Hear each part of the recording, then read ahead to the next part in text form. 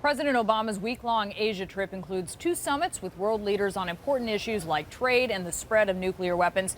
So far, less weighty topics are dominating the headlines. The president arrived for a Monday night event in traditional Chinese clothing, but online media erupted because the president was chewing gum as he emerged from his limo. A big no-no, critics said, to chew gum at such a formal event. The president still battling a nicotine habit, no longer smoking, but we're told still using some nicotine gum. It's actually not the first time the president's gum chewing has been caught on camera.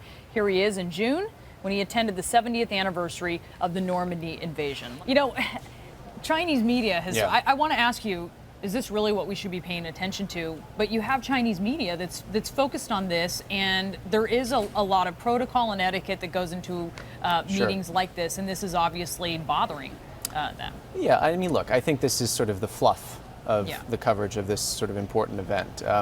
You know, there was also the famous photograph or image of Vladimir Putin putting the shawl, I think it was, on the wife of the Chinese leader. Yes. I take that as slightly more significant, although that's been given to the same kind of mocking or, you know, derisive commentary in the media. I'm very familiar with this woman Yes, and her I have husband, a better right? rapport with the Chinese government than you do. And oh, by the way, this happens the same week that Gazprom, the state gas company in Russia, just inked another energy deal with China, coming on the back of a $400 billion natural gas deal that was certified in May. So essentially the Russians are trying to telegraph to the United States, your so-called Asia pivot, guess what, guys? We've already done that, we're there, and it matters more to us than it does to you.